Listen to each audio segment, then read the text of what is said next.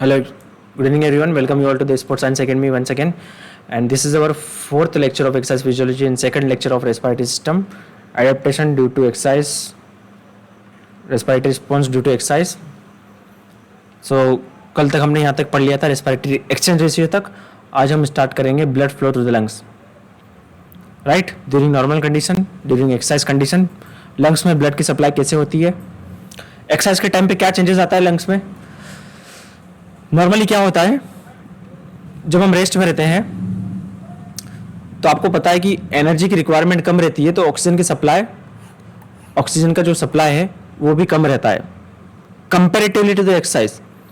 But during exercise the requirement of oxygen supply is needed, increased. ज़्यादा oxygen को यहाँ से लेके जाना है. तो रेस्ट के टाइम पे क्या होता है, लंग्स का सिर्फ लोअर पार्ट काम करता है. This lower part is active during condition of rest. But whenever we start exercise, when we start exercise, the whole lungs come into the play, come into the activation and supply oxygen to the working muscles. Exercise के time पे पूरी muscles activate हो जाती है. Rest के time पे सिर्फ कुछ पार्ट लंग्स का एक्टिवेटेड रहता है, बट ऑक्सीजन की सप्लाई हमें ज़्यादा करनी है तो हमारा पूरा लंग्स एक्टिवेट हो जाता है. लंग्स की सप्लाई, ब्लड की supply upper part of lungs में भी जाती है. आप देख सकते हो यहाँ पे हमारे जो ब्लड रेस्ट के टाइम पे क्या होता है, ब्लड जाता है लंग्स की तरफ. नॉर्मली 5 लीटर जाता है. जैसे लेफ्ट वेंट्रिकल से भी 5 लीटर निकलता है, आपको पता है, अल्ट्रा से लेफ्ट वेंट्रिकल से. वैसे ही राइट वेंट्रिकल से भी 5 लीटर ब्लड जाता है पर मिनट, है ना.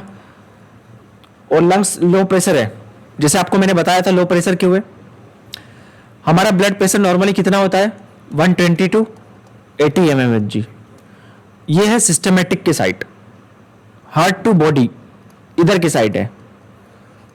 पर पल्मोनरी वेंटिलेशन, पल्मोनरी सर्कुलेशन में ब्लड प्रेशर कितना होता है, कितना बताया था मैंने, 25 to 10. इतना कम प्रेशर है.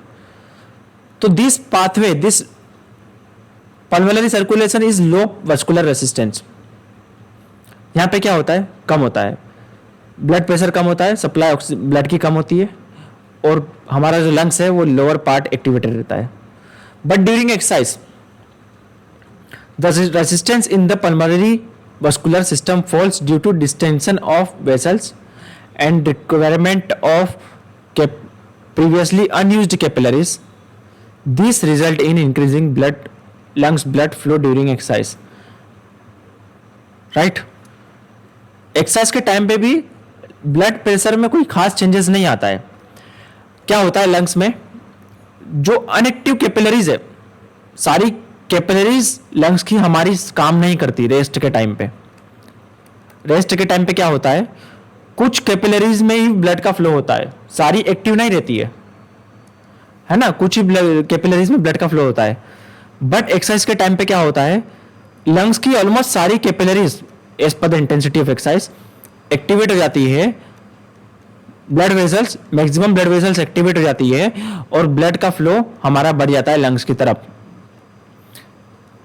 है ना. तो इतनी सारी ब्लड वेसल्स एक्टिवेट होने की वजह से क्या होता है, अल्टीमेट ब्लड प्रेशर इतना ज्यादा इंक्रीज नहीं होता. ठीक है, क्यों, क्योंकि नई नई कैपिलरीज आ चुकी है और इन कैपिलरीज में भी वैसोडाइलेशन हो चुका है ना. तो कहने का मतलब क्या है, मेरा क्या कंक्लूजन है कि लंग्स में जो कैसे सप्लाई बढ़ती है, ऑक्सीजन की कैसे सप्लाई बढ़ा जाती है एक्सरसाइज के टाइम पे, जो इनएक्टिव कैपिलरीज है वो क्या हो जाती है, एक्टिवेट हो जाती है ना. और ब्लड फ्लो लंग्स की तरफ क्या हो जाता है, बढ़ जाता है, क्योंकि ज्यादा ऑक्सीजन की सप्लाई करनी है. क्लियर है, सिंपल सी चीजें हैं. तो क्या है, जब हम स्टैंडिंग पोजीशन पे रहते हैं, रेस्ट के टाइम पे रहते हैं, when we are standing condition, हमारी लंग्स में ब्लड कम जाता है अपर पार्ट ऑफ लंग्स में, right, blood flow decreases almost linearly from bottom to top, बहुत कम ब्लड जाता है अपर पार्ट की तरफ लंग्स के ड्यूरिंग रेस्ट स्टैंडिंग पोजिशन। यहां पे ब्लड कम पहुंचेगा, less blood, very less blood rich here, समझ रहे हो। रेस्ट के टाइम पे क्या होता है बच्चों, बहुत ही कम ब्लड पहुंचता है अपर पार्ट ऑफ लंग्स में, है ना। But this is alter during exercise with change in posture. During low intensity exercise blood flow to the top of the lungs increased and this will improve gases exchange. तो what I told you, during rest if you are in standing position तो upper part lungs में क्या होता है, blood बहुत कम blood पहुंचता है। अब अगर ब्लड कम पहुंचेगा अपर पार्ट ऑफ लंग्स में तो ज्यादा ऑक्सीजन भी नहीं आएगा, पर हमें एक्सरसाइज के टाइम पे क्या करना है, ऑक्सीजन की सप्लाई को बढ़ाना है। तो क्या होगा, क्या होगा कि जो ब्लड है वो इक्वली डिस्ट्रीब्यूट होगा, ऊपर अपर की साइड में भी जाएगा ब्लड, ठीक है, जिससे क्या होता है कि गैसेस का एक्सचेंज अच्छे से होगा। आपको समझ में आ गया क्या चीजें होती है ड्यूरिंग एक्सरसाइज। चलो नोट डाउन एवरीवन, एक्सरसाइज के टाइम पे क्या होता है, रेस्ट के टाइम पे क्या होता है, और एक्सरसाइज के टाइम पे क्या होता है, मैं आपको बताता हूं। लेट चार्जिंग पे लगा लूं मोबाइल, 1 मिनट।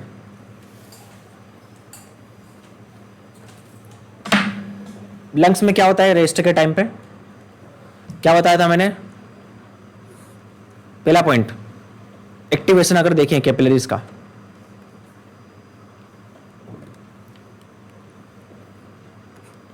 लेस लिखो सब, कैपिलरीज और ब्लड वेसल्स भी बोल सकते हैं अपन, हम इसे कैपिलरीज आर एक्टिवेटेड, ठीक है। एक्सरसाइज के टाइम पे क्या लिखोगे आप, मोर लिखो सब, number of capillaries got activated,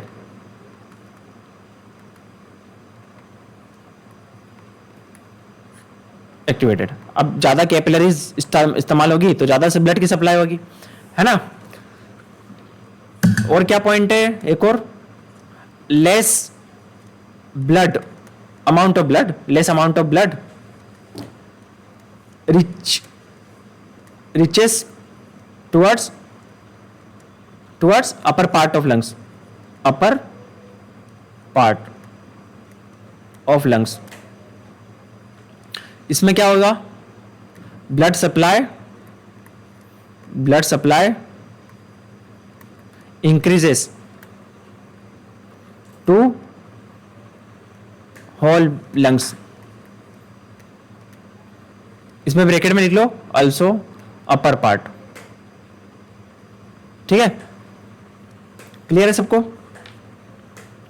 जिसका हो जाए लिख लिया, जिसने लिख लिया लाइक दबा देना, मैं समझ जाऊंगा।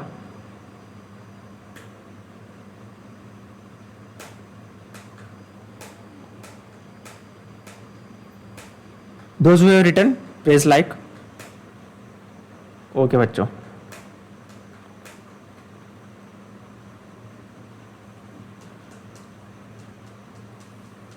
ठीक है आगे बढ़ते हैं हम। तो क्या स्ट्रक्चरल क्या मैकेनिकल चेंजेस हुआ स्टार्टिंग में, ब्लड सप्लाई में क्या चेंज हुआ from rest condition to exercise condition. Let's proceed further, और एडेप्टेशन और देखेंगे हम, ठीक है। अभी आते हैं इसके ऊपर, ऑक्सीजन और कार्बन डाइऑक्साइड के ऊपर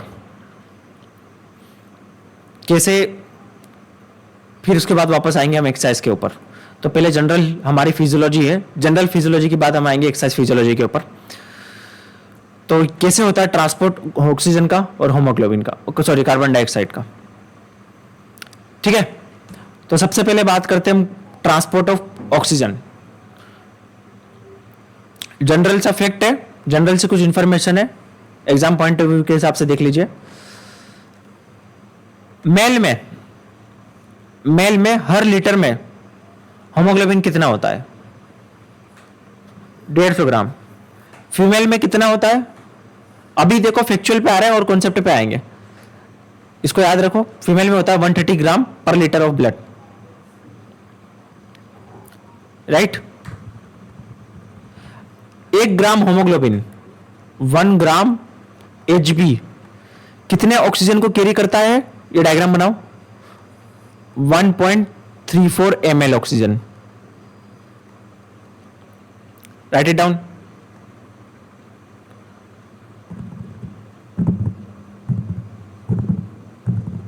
ठीक है. पर लीटर ब्लड में अगर हम देखें, पर लीटर ब्लड में तो कितना होता है? मेल में 200 ml ऑक्सीजन होता है. 2 ml ऑक्सीजन होता है हर लीटर ब्लड में. हमारी बॉडी में 5 लीटर ब्लड होगा तो कितना ऑक्सीजन होगा? 1000 ml टोटल मेल में. फीमेल में कितना होता है? लिखो ये 200 ml ऑक्सीजन पर लीटर ऑफ ब्लड. कितना कंटेंट होता है? हर लीटर ब्लड में 200 ml ऑक्सीजन पाया जाता है. फीमेल में 174 ml. लिख लिया. कैसे निकाला? ये कैसे आया? देखो, होमोग्लोबिन, सपोज ये हमने एक लीटर ब्लड निकाला हमने. सपोज देखो, ये पूरी बॉडी में से हमने क्या लिया? ये 1 लीटर ब्लड है पूरा. ठीक है. अब 1 लीटर ब्लड में कितना होमोग्लोबिन होगा? अभी आपको मैंने बताया था 1 लीटर ब्लड में होता है 150 ग्राम होमोग्लोबिन होता है. ठीक है. होमोग्लोबिन इतना होता है ना. और 1 ग्राम होमोग्लोबिन, इसमें से मैंने 1 ग्राम होमोग्लोबिन लिया. 1 ग्राम होमोग्लोबिन लिया. 1 ग्राम होमोग्लोबिन कितना ऑक्सीजन को कैरी करता है? 1.34 ml ऑक्सीजन को कैरी करता है 1 ग्राम. तो 150 ml कितना करेगा पूरा ब्लड? इसको मल्टीप्लाई कर दो तो क्या आ जाएगा? 200, अप्रोक्सीमेटली 200 ml. क्लियर है? ये पर लीटर की बात कर रहे थे. ये 1 लीटर ब्लड है हमारा. समझ में आ गया आपको सबको? यस. क्लियर है? नीति, मानव, निशांत? यस. निशांत समझ में आया? जयकांत? ठीक है. तो ये है नॉर्मल. आगे बढ़ते हैं. इसमें कुछ खास है नहीं. Oxygen haemoglobin dissociation curve. Oxygen haemoglobin dissociation curve. ये कर्व क्या बताता है? अब ये कर्व क्या है मैं आपको उस पर बताता हूं. हमारा ऑक्सीजन की बाइंडिंग और डिसोसिएशन होमोग्लोबिन के साथ में वो कई सारे फैक्टर के ऊपर डिपेंड करती है. बॉन्डिंग जो हमारी ऑक्सीजन की होमोग्लोबिन की, ठीक है, तो वो कई सारे फैक्टर पे डिपेंड करती है. तो पार्शियल प्रेशर, कितने पार्शियल प्रेशर पे कितना होमोग्लोबिन और ऑक्सीजन बाइंड हो रहा है, अभी आपको मैं क्लियर करता हूं ये चीजें. Don't worry about this. देखिए क्या होता है. ऑक्सीजन और होमोग्लोबिन की बाइंडिंग है, जो बॉन्डिंग है, दोस्ती है, Hb और ऑक्सीजन, इन दोनों की जो दोस्ती है उसको दिखाया गया है. ये है हमारा partial pressure, partial pressure of oxygen. और ये है बॉन्डिंग कैपेसिटी किसकी? इन दोनों की. कितना सेचुरेशन हुआ है? सेचुरेशन. अब सेचुरेशन का पहले मतलब समझते हैं. सेचुरेशन का मतलब समझते हैं. ये है हमारा होमोग्लोबिन. सपोज हमारे पास में 100 है, मैं समझाने के लिए बोल रहा हूं ये कॉन्सेप्ट. 100 होमोग्लोबिन है. 100 में से 99 होमोग्लोबिन के पास ऑक्सीजन क्या है? कनेक्टेड है. तो सेचुरेशन क्या हो जाएगा? 99. समझ में आ रहा है आपको? है कि नहीं? कितने नंबर हमारी बॉडी में टोटल नंबर है, उसमें से कितने होमोग्लोबिन के साथ में ऑक्सीजन बाइंड है, उसको बोलते हैं हम सेचुरेशन. हम लॉकडाउन कोविड के टाइम पे देखते थे SpO2. SpO2 है ना, वो क्या बताता है? 95%, 99%. इसका मतलब क्या है कि इतने परसेंट होमोग्लोबिन के साथ में ऑक्सीजन क्या है? बाइंड है. 3% होमोग्लोबिन फ्री है विदाउट ऑक्सीजन.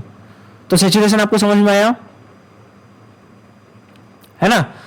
तो यहां पे हम क्या देखते हैं कि पार्शियल प्रेशर, आपको मैंने कल बताया था ऑक्सीजन का पार्शियल प्रेशर. कितने पार्शियल प्रेशर पे कितना होमोग्लोबिन सेचुरेटेड है, ये बताता है होमोग्लोबिन डिसोसिएशन कर्व। अगर मैं इधर की साइड मूव करूंगा, समझ में बच्चों, इधर की साइड में मूव करूंगा तो इसका मतलब क्या है, यहां पे इसमें देखो, एक्स एक्सिस में बात करो बस, इधर की साइड मूव करना मतलब सेचुरेशन का कम होना, इधर की साइड में मुड़ना मतलब सेचुरेशन का बढ़ना। ठीक है, तो अभी बस इतना देखो कि कितने कंसंट्रेशन पे पार्शियल प्रेशर मतलब आपको मैंने क्या बताया था कि किसी पर्टिकुलर गैस का पार्शियल प्रेशर परसेंटेज कितना है, कितनी क्वांटिटी है ना। अगर यहां पे पार्शियल प्रेशर अच्छा रहेगा तो ऑब्वियसली बात है सेचुरेशन भी अच्छा ही रहेगा। अगर पार्शियल प्रेशर ऑक्सीजन का कम हो गया, एयर में ऑक्सीजन कम है, तो कम ऑक्सीजन बाइंड होगा ना होमोग्लोबिन के साथ में। समझ में आया आपको ये चीज? ठीक है, तो पार्शियल प्रेशर अगर हमारा बढ़ गया, यहां पे ऑक्सीजन की पार्शियल प्रेशर बढ़ना मतलब ऑक्सीजन की क्वांटिटी ज्यादा हो गई सपोज लीजिए, और ऑक्सीजन की क्वांटिटी इंक्रीजेस, देन होमोग्लोबिन के साथ में बाइंडिंग ज्यादा होगी। तो यही है, पार्शियल प्रेशर ज्यादा तो बाइंडिंग ज्यादा, पार्शियल प्रेशर कम तो ऑक्सीजन की होमोग्लोबिन कम। यहां तक क्लियर है सबको ये relationship? More partial pressure more oxygen haemoglobin saturation, right. अब आते कंडीशन पे, ऑक्सीजन होमोग्लोबिन डिसोसिएशन कर्व हमें क्या बताता है? देखो, relationship between partial pressure and binding of oxygen haemoglobin, जो आपको मैंने बताया। ठीक है, क्लियर है? ये दोनों के बीच में रिलेशनशिप बताता है। अब देखो, आपको मैं एक कॉन्सेप्ट बताता हूं, नॉर्मल सा है। यहां पे क्या हो रहा है, यहां पे हो रहा है प्रोडक्शन फैक्ट्री में, ये प्रोडक्शन हाउस है फैक्ट्री में, और यहां पे आके सप्लाई करना है हमें प्रोडक्ट को। यहां पे आके क्या करना है? सप्लाई करना है। मतलब सप्लाई क्यों करना है? यहां पे डिमांड है तभी तो सप्लाई करेंगे ना, डिमांड तभी सप्लाई करेंगे ना सामान की। ये हमने प्रोडक्ट कुछ बनाया कंपनी में, तो इनको लेके कौन जाएगा? कौन लेके जाएगा? कौन लेके जाएगा बच्चों? ट्रक लेके जाएगा, ट्रक लेके जाएगा ना। तो ट्रक क्या करेगा? यहां पे बिठाएगा सामान को, अपने ऊपर बिठाएगा। तो इसको हम क्या बोलेंगे? इसको हम क्या बोलते हैं? लोडिंग, लोडिंग बोलते हैं। अब मैं सामान को क्या पे कहां पर लाऊं? जहां पे डिमांड है, डिमांड है यहां पे। तो यहां पे क्या होगा? यहां पे क्या होगा? सामान अनलोडिंग, अनलोडिंग होगा। यह बात समझ में आई आपको? यहां तक क्लियर है बच्चों? क्लियर है? ठीक है। अब देखो, यहां पे प्रोडक्शन हाउस है। अब ये सामान समझ लीजिए ऑक्सीजन है, और ये डिमांड कहां पर है? डिमांड हमारी मसल्स की सेल्स है, टिश्यूज है, या पूरी बॉडी की कई भी टिश्यू सेल्स है। एक्सरसाइज के टाइम पे बात करें तो मसल्स की बात करेंगे स्पेशली हम। तो यहां पे क्या हो रहा है? यहां ये लंग्स है सपोज, तो लंग्स क्या है? सपोज फैक्ट्री है ऑक्सीजन की। यहां पे क्या होगा? लंग्स के टाइम पे, लंग्स पे क्या होगा? लोडिंग होगा ना। किसका लोडिंग होगा? ऑक्सीजन का लोडिंग होगा। और अनलोडिंग कहां पे होगा बच्चों? ऑक्सीजन का अनलोडिंग कहां पे होगा? मसल्स में, सेल्स में, बॉडी सेल्स में, बॉडी टिश्यूज में। यहां पे अनलोडिंग होगा ना ऑक्सीजन का। तो अब मुझे बताइए, पार्शियल प्रेशर लंग्स का ऑक्सीजन का कहां पे ज्यादा रहेगा?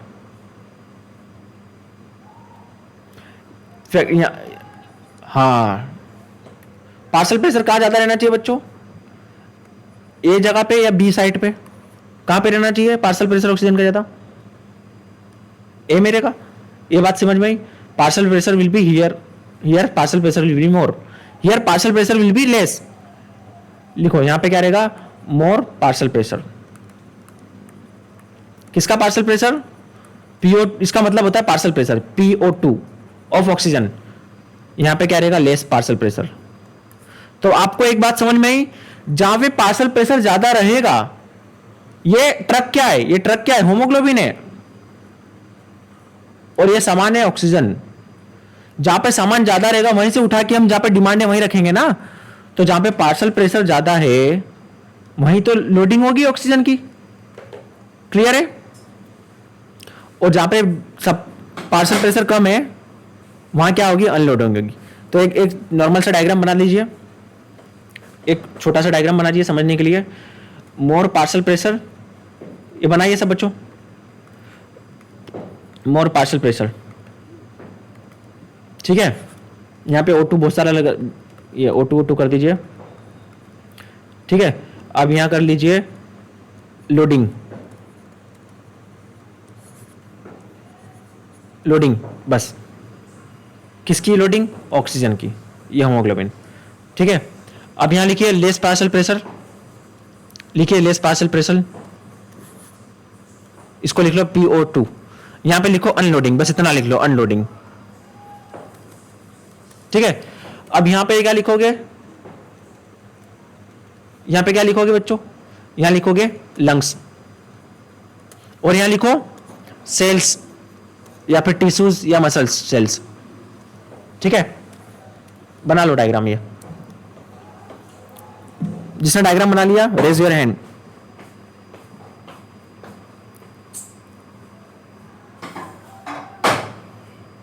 जिसने डायग्राम बना लिया आपने, रेज योर हैंड। बच्चे कितने होंगे?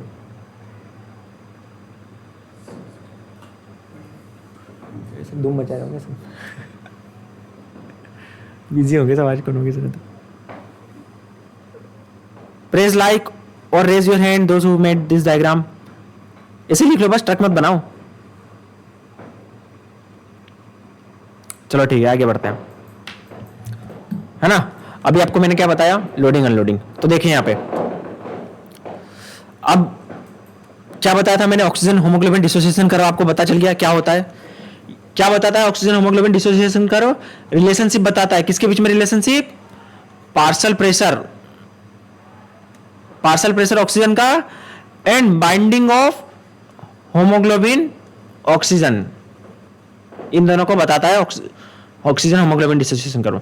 अब फैक्टर क्या डिसाइड करते हैं, क्या डिसाइड करते हैं, partial pressure of oxygen decide करेगा, ज्यादा पार्शियल प्रेशर तो ज्यादा हीमोग्लोबिन का डिसोसिएशन कर, पहला फैक्टर क्या हुआ, ये डिसाइड करेगा। सेकेंड फैक्टर अफिनिटी और bond strength between haemoglobin and O2, second factor क्या डिसाइड करेगा, ये लिखो, इसके आगे फैक्टर लिखो, फैक्टर हेडिंग डालो और उसमें लिखना PO2, बस इतना लिखो फैक्टर, ऊपर सबसे ऊपर हेडिंग डाल लेना, ऑक्सीजन हीमोग्लोबिन डिसोसिएशन कर्व डाल लेना। और क्या लिखो, नेक्स्ट क्या लिखोगे, अफिनिटी, बस इतना लिखो, अफिनिटी और बॉन्ड स्ट्रेंथ, ठीक है। यहां तक क्लियर है।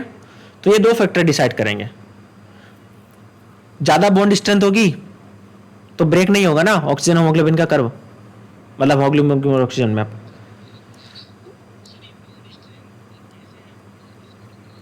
हाँ ये आगे बताऊंगा अभी आपको मैं, यस यस एक्सरसाइज के टाइम पे आ रहे हैं अपन, मतलब ये आएंगे इसके ऊपर, है ना। वेट एक minute. The high partial pressure drive the reaction to the right side.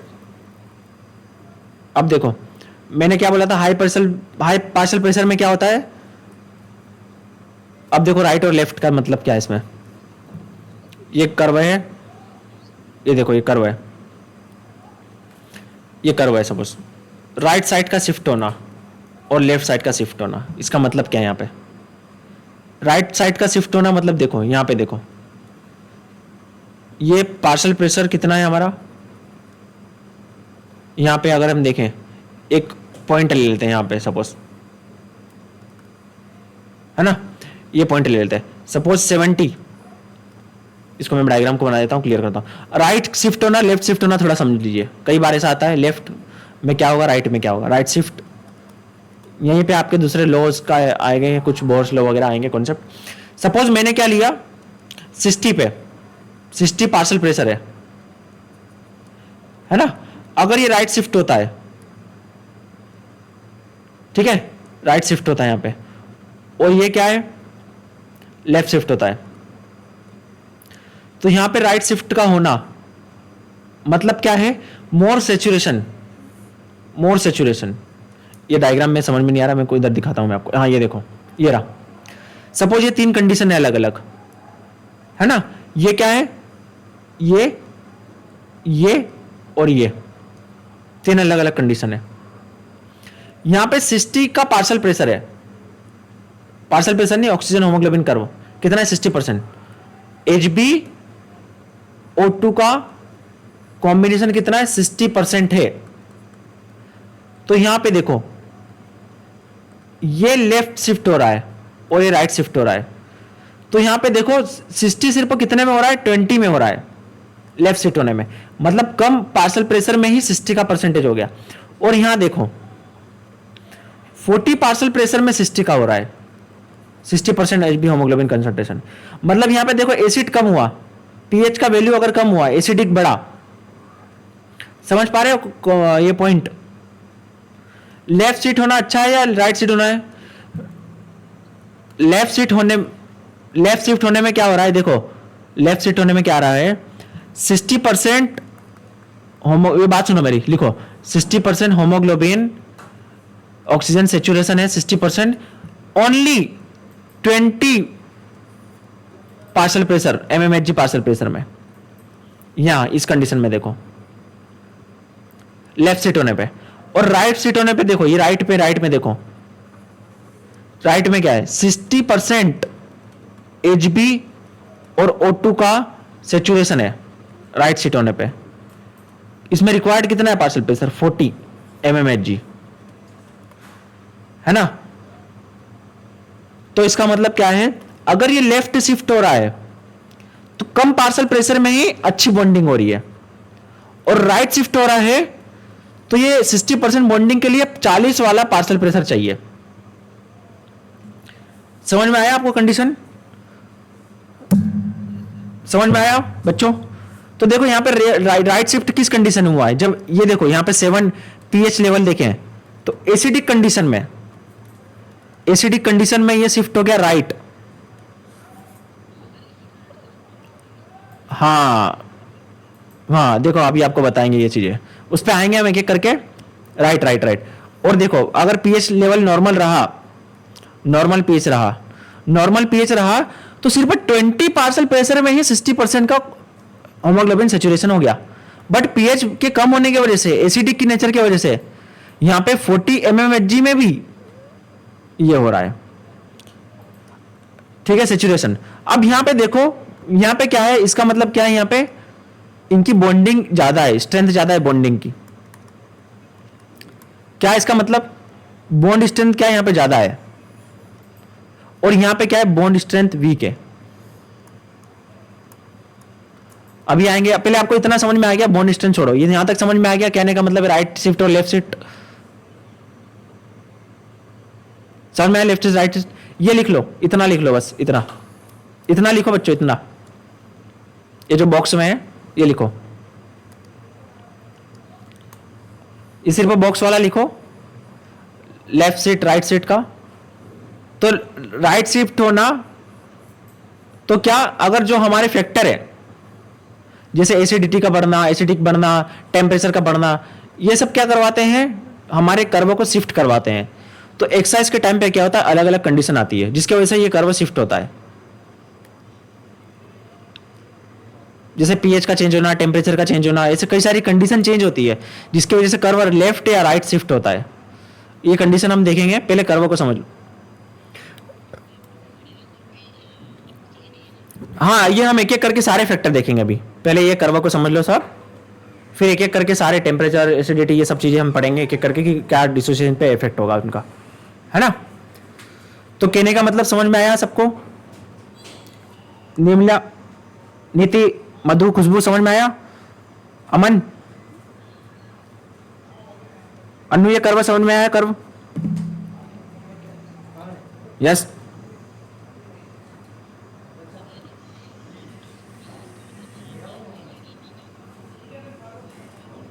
नहीं यहां पे रिक्वायरमेंट का नहीं बोल रहा है, ये कितना अवेलेबल है पार्शियल प्रेशर,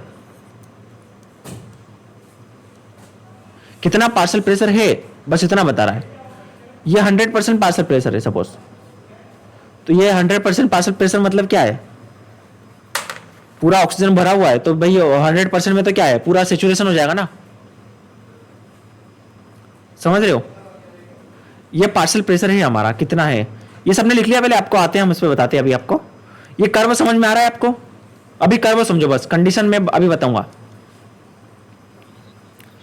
सिर्फ कर्व समझो अभी। तो सबको कर्व समझ में आया, भूपेंद्र, परमजीत, प्रसन्नजीत, समझ में आया बेटा, ठीक है।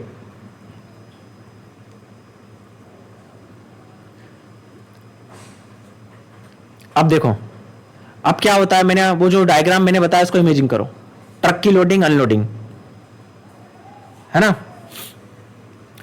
High partial pressure in the lungs. एक मिनट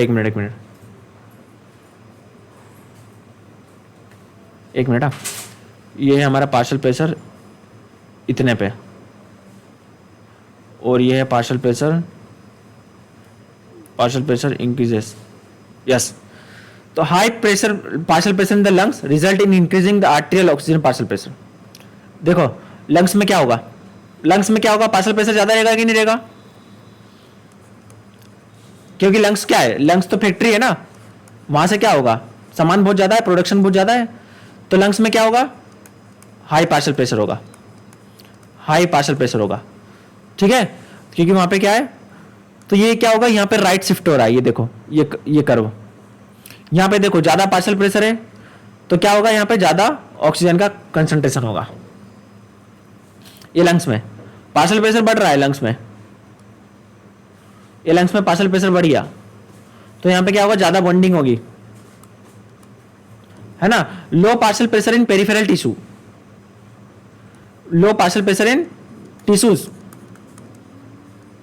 मसल टिश्यूज कहां पे होता है, क्योंकि वहां पे ऑक्सीजन की डिमांड होती है ना, कि ऑक्सीजन का प्रोडक्शन होता है। टिश्यूज में क्या होता है, ऑक्सीजन की डिमांड होती है ना, उनको तो चाहिए ऑक्सीजन, वहां पे प्रोडक्शन थोड़ी ना था, प्रोडक्शन मतलब जनरेट नहीं होता ना ऑक्सीजन, लंग्स में रहता है ऑक्सीजन तो बहुत सारा एयर में, ठीक है। तो वहां पे क्या है, लो पार्शियल प्रेशर रहेगा स्केलेटल मसल्स में, तो उसकी वजह से क्या होगा, हाँ, तो ये कर्व क्या है, देखो लो पार्शियल प्रेशर, ये समझ लीजिए, ये समझ लीजिए टिश्यूज का है, और ये समझ लीजिए लंग्स का है कंडीशन, ठीक है। यहां तक समझ में आया आपको, आगे बढ़ते हैं। ये देखो बच्चों, आर्टरीज और वेन में किसमें ऑक्सीजन ज्यादा रहता है, तो आर्टरीज में देखो पार्शियल प्रेशर ज्यादा है ना, ऑक्सीजन का क्वांटिटी ज्यादा है, आर्टरीज में क्या है, ऑक्सीजन की क्वांटिटी ज्यादा है, तो पार्शियल प्रेशर ज्यादा रहेगा। वेन्स में क्या है, ऑक्सीजन की क्वांटिटी कम है, तो पार्शियल प्रेशर कम रहेगा। तो आर्टरीज में अगर पार्शियल प्रेशर भी ज्यादा है, तो सेचुरेशन भी ज्यादा रहेगा ना, और वेन्स में अगर पार्शियल प्रेशर कम है, तो सेचुरेशन भी कम रहेगा। तो सेचुरेशन का मतलब देखो, आपको समझ में आया ना। एक और मतलब समझाता हूं मैं सेचुरेशन का आपको। आपने सेचुरेटेड अनसेचुरेटेड फैटी एसिड ये सब सुना होगा, फैट, ये सेचुरेशन का मतलब सिंपल लैंग्वेज में समझो, ये बस है, बस में सीट है, कितने सीट है, सपोज यहां पे है 1 2 4 सीट है, 8 सीट है टोटल। अब 8 सीट पे कितने लोग बैठे हुए हैं टोटल, बस में 6 लोग बैठे हुए हैं, 6 पीपल।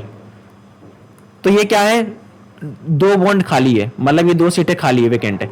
तो ये क्या फुल्ली सैचुरेटेड है क्या, नहीं।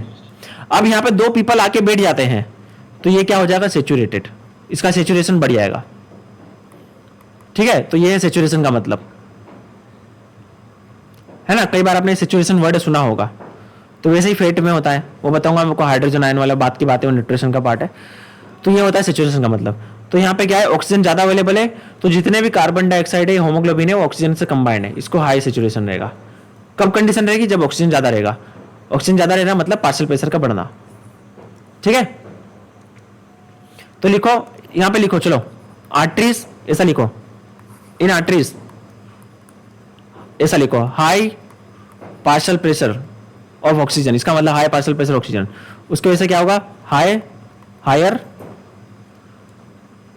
Higher saturation. ये लिखो सब, HbO2 का लिखो ये सब, लिख लिया? इन लंग्स लिखो, इन टिश्यूज और वेन लो, ये वेन की लिखने की जरूरत नहीं, आपको समझ में आ जाएगा ये तो इस चीज में। ठीक है, आगे बढ़े। चलो नाउ अब कंडीशंस एक्सरसाइज को टाइम पे रिलेट करके देखते हैं। At rest the requirement of oxygen is low. Rest के टाइम पे आपको पता ही है रिक्वायरमेंट ऑक्सीजन की लो होती है। Only about 25% is oxygen transported to tissues. In contrast, during exercise intensity, the missed oxygen, partial pressure of oxygen can be lowered to 18 to 20 mmHg, and the peripheral tissue extract 90% of oxygen correlation to the hemoglobin. General सी बात बता रहा है, rest के time पे क्या होता है, मसल्स क्या करती है, ऑक्सीजन का अब्जॉर्प्शन कम करती है। कितना? पर 100 ml ब्लड में, पर डेसीलीटर। 100 ml को देखो, आपको कई बार कंफ्यूजन हो सकता है, डेसीलीटर, इसको डेसीलीटर बोलेंगे। कई बार क्वेश्चन में आ सकता है डेसीलीटर, तो उसका मतलब है 100 ml। पर 100 ml ब्लड में 20 ml ऑक्सीजन जाता है। कौन से वाले ब्लड में? आर्टेरियल में, आर्टेरियल ब्लड में। उसमें से 4-5 ml लेती है बस मसल्स, बस इतना सा लेती है, बाकी 14-15 वापस जाता है वेनस ब्लड में। तो 25% ही एब्स्ट्रैक्ट हो रहा है ऑक्सीजन का। ये रेस्ट की बात है। एक्सरसाइज के टाइम पे क्या होता है, इसका जो कंजप्शन है, ये मसल्स टिश्यू है ना, ये ऑक्सीजन को ज्यादा लेता है। कितना लेता है? 14-15। ठीक है, ये बढ़ जाता है। और वेनस ब्लड में फिर ऑक्सीजन कितना बचेगा? कितना बचेगा ऑक्सीजन?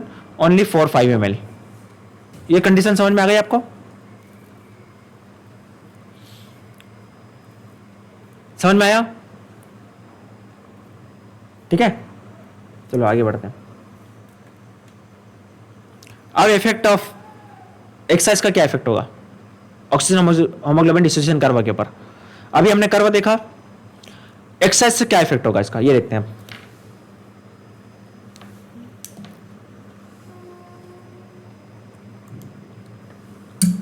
एक मिनट, हाँ चार्जिंग पे लगा लो। ठीक है। The strength of bond between oxygen and hemoglobin is weak by decrease in pH. आपको पता ही है, ये लिखो सब, pH लेवल कम होने की वजह से लिखो, इसका मतलब लो है। लो pH, HbO2 bond weak, write down. ठीक है, लो pH में क्या होता है, क्या होता है, एसिडिटी बढ़ने की वजह से क्या होता है, ये बॉन्ड वीक हो जाएगा, है ना। अब देखो, अब ये कंडीशन समझो बच्चों। यहां पे हमने क्या देखा था, पीएच कहां पे कम होता है एक्सरसाइज के टाइम पे? मसल्स टिश्यू में पीएच कम हो जाएगा ना। यहां पे पीएच कम होगा कि नहीं होगा बच्चों, है ना। जब यहां पे पीएच अगर कम हो गया, जब हम एक्सरसाइज करते हैं, इमेजिंग करो, तो यहां पे क्या होगा, एसिडिटी बढ़ती, पीएच कम होता है। तो ये पीएच कम होने की वजह से क्या हुआ, HbO2 क्या होगा, ये वीक होगा ना, बॉन्ड वीक होगा। तो वीक होने की वजह से क्या होगा, ये जल्दी ब्रेक होगा, तो अनलोडिंग यहां पे बहुत फास्ट हो जाएगी। ठीक है, ये अनलोडिंग किन किन चीजों पे डिपेंड करता है, आपको मैंने क्या बताया था, दो चीजें थी, एक तो पार्शियल प्रेशर ऑफ ऑक्सीजन, और क्या बताया था, बॉन्ड स्ट्रेंथ। ये दो चीजें बताई थी आपको मैंने, है ना। अगर ये इन दोनों को डिसाइड करता है, तो यहां पे बॉन्ड स्ट्रेंथ वीक होगी। तो बॉन्ड स्ट्रेंथ क्या क्या वीक करेगा, पीएच का कम होना, पीएच का कम होना इसकी बॉन्ड स्ट्रेंथ को कम करेगा, जिसकी वजह से क्या होगा, अनलोडिंग ज्यादा हो जाएगी। समझ रहे हो, है ना। तो ये पीएच का क्या होना, strength of bond between haemoglobin and oxygen is weak due to decrease in pH, जिसकी वजह से क्या होगा, अनलोडिंग टिश्यूज में बढ़ जाएगी। क्योंकि भाई देखो, एसिडिटी कम हुई है तो ऑक्सीजन ज्यादा चाहिए, तो भाई होमोग्लोबिन ऑक्सीजन का साथ नहीं छोड़ेगा, पकड़ के रखेगा, तो ये कैसे जाएगा अंदर टिश्यूज में, इन दोनों को, इनके दोनों के हमको बॉन्ड को कम करना पड़ेगा, है ना, इन दोनों को वीक करना पड़ेगा बॉन्ड को। तो इन दोनों के, इनके लिए दुश्मन कौन है? लो पीएच। लो पीएच क्या है? इनका दुश्मन है, ठीक है।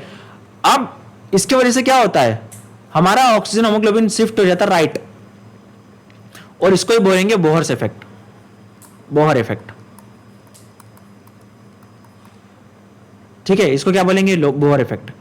ये देखो पीएच हमारा 7 पॉइंट है, यहां पे देखो पीएच कितना है? 7.60 है, ये लो पीएच हो गया। तो लो पीएच में देखो, आपको मैंने पहले कंडीशन बताई थी, है, यहां पे देखो 20 में ही 60% है, और यहां पे 40 में 60% है ना। तो ऑक्सीजन हीमोग्लोबिन कर्व हुआ, डिसोसिएशन फास्ट हुआ ना यहां पे। तो इसको राइट शिफ्ट होना, कर्व का राइट शिफ्ट होना एसिडिटी के बढ़ने की वजह से, लिखो लिखो, मैं जो बोल रहा हूं लिखो, क्या होगा? ड्यू टू लो पीएच, इसको लिखो HbO2 बॉन्ड वीकन्स, ठीक है। इसकी वजह से क्या होगा? Right shift HbO2 dissociation curve, और इसको क्या बोलेंगे हम? Bohr effect. लिख लो सब। बोहर इफेक्ट समझ में आया सबको बच्चों? सिंपल सी बात है ना। एसिडिटी के बढ़ने की वजह से क्या हुआ? एसिडिटी के बढ़ने की वजह से क्या हुआ? ऑक्सीजन और हीमोग्लोबिन का रिश्ता कमजोर हुआ। रिश्ता कमजोर हुआ तभी तो हीमोग्लोबिन छोड़ पाया उसको, नहीं तो छोड़ता क्या? नहीं छोड़ पाता। तो उसका, इनका दुश्मन कौन था? लो एसिडिटी, लो पीएच, हाई एसिडिटी, है ना। तो ये इनका दुश्मन था। अब ये कहां पे होता है? ये लंग्स में तो होता नहीं है ना, ये तो मसल्स टिश्यू में होगा। एक्सरसाइज क्या करते हैं? एक्सरसाइज हम मसल्स में करते हैं, तो मसल्स में इलेक्ट्रिक एसिड बनता है, H+ आयन बनते हैं, तो पीएच लेवल कम हो जाता है, और पीएच लेवल कम होने की वजह से अनलोडिंग भी फास्ट होगी, क्योंकि इनका वीक होना जरूरी है, इनका वीक होना भी जरूरी है। तो इसको बोलेंगे बोहर्स इफेक्ट। क्लियर है? Right shift in oxygen haemoglobin curve is called Bohr effect, है ना। तो this is due to raise in blood hydrogen ion. ये क्या कारण है? अब देखो, कारण तो हमें पता ही है कि लो पीएच। अब लो पीएच के कारण आपको पता ही है क्या कारण है? H+ आयंस, जिसको ये नहीं समझ में आया, एनर्जी सिस्टम में आपको मैं क्लियर कर दूंगा, या एनर्जी सिस्टम की वीडियो डेली आप देख सकते हो। H+ आयंस, हाइड्रोजन आयंस, ठीक है। बोहर इफेक्ट क्या होता है? Hydrogen ions bind to haemoglobin which reduces oxygen transport capacity. Haemoglobin क्या करते हैं? H+ आयंस क्या करते हैं? हीमोग्लोबिन के साथ में बाइंड हो जाते हैं, तो क्या हो जाता है? वीक हो जाता है, हीमोग्लोबिन और ऑक्सीजन का रिश्ता कमजोर हो जाता है, ठीक है। अरे सिंपल सी लैंग्वेज है यार, तुमको जिस एज में उसको लैंग्वेज समझाता। ये है एक लड़का A, ये इसकी दोस्त थी लड़की B। अब ये लड़के ने क्या करा, इसको कोई और पसंद आ गया, ये दूसरी लड़की। अब ये इसके साथ में घूम रहा है, ये इसके साथ में घूम रहा है, ये C के साथ में। तो बी वाला गुस्सा होगी कि नहीं होगी भाई? अब ये A B C के साथ में घूम रहा है, कॉफी पीने C के साथ में जा रहा है, तो B वाला गुस्सा हो जाएगी, तो इन दोनों का वीक हो जाएगा ना रिलेशनशिप। बस सिंपल सी बात है। हाँ, तो ये दोनों, ये इसको छोड़ देगा, बस B छोड़ देगा इसको। तो वैसे ही H+ आयन बहुत सारे इकट्ठे हो गए, तो हीमोग्लोबिन ने क्या किया? हीमोग्लोबिन ने धोखा दे दिया ऑक्सीजन को, हीमोग्लोबिन ने ऑक्सीजन को धोखा दे दिया, और हीमोग्लोबिन H+ आयन के साथ घूमने लग गया। बस ये ठीक है। This mechanism affect Bohr's effect, hydrogen ion bind to haemoglobin which reduce oxygen transport capacity. Therefore, when there is a higher than normal concentration of hydrogen ions in blood, reduces hemoglobin capacity in the blood. This facilitates unloading of oxygen to tissue level during exercise, and because acidity level is higher, the muscles in the muscles. समझ में आ गया आपको ये concept पूरा? Bohr effect, any doubt है ना? किसी को कुछ डाउट? ठीक है, हाँ चलो। तो ये बोहर इफेक्ट है। तो आपको राइट शिफ्ट होना, लेफ्ट शिफ्ट होने का मतलब समझ में आ गया ना? अब हम अलग अलग कंडीशन पे देखेंगे, ये बार बार हम डिस्कस नहीं करेंगे राइट शिफ्ट होना लेफ्ट शिफ्ट होना, है ना, ये राइट शिफ्ट होना देख लीजिए आप। अब अलग अलग कंडीशंस, यहां तो पीएच था, ऐसे और बहुत सारे हैं जिससे H प्लस आयन क्या है, क्या होमोग्लोबिन है जिनकी तरफ अट्रैक्ट होता है, ऐसे बहुत सारे हैं कंडीशन से। यहां तो सिर्फ हमें H प्लस आयन ने इसको की वजह से इसको धोखा मिला हो ऑक्सीजन को, और बहुत सारे कंडीशन से। और क्या कंडीशन से देखते जाइए, एक तो क्या है, टेम्परेचर भी है भाई, एक और आ गया नया टेम्परेचर भी आ गया, टेम्परेचर। अब टेम्परेचर भी क्या करता है, हायर टेम्परेचर, जैसे हायर लो पीएच की वजह से राइट शिफ्ट हुआ, वैसे ही सेम हाई टेम्परेचर की वजह से भी राइट शिफ्ट हो गया। देखो लिखो हाई टेम्परेचर, हाई टेम्परेचर की वजह से क्या लेफ्ट राइट शिफ्ट हुआ, है ना। अब देखो हमारी मसल्स में क्या होता है, टेम्परेचर हाई होता है ना मसल, हाँ, तो एक्सरसाइज करेंगे तो टेम्परेचर हाई हो जाएगा। तो भाई अब हाई टेम्परेचर हो जाएगा तो इन हाई टेम्परेचर की वजह से हमें ज्यादा चाहिए ऑक्सीजन, क्योंकि भाई हम एक्सरसाइज कर रहे हैं, तो इनको तो वीक होना पड़ेगा ना। तो यहां पे भी राइट शिफ्ट हुआ। तो पहला कंडीशन अपने पीएच था, लो पीएच, हाई टेम्परेचर, ये सब क्या करवाते हैं, ये हमारे मदद करते हैं कि ऑक्सीजन की अनलोडिंग बढ़े।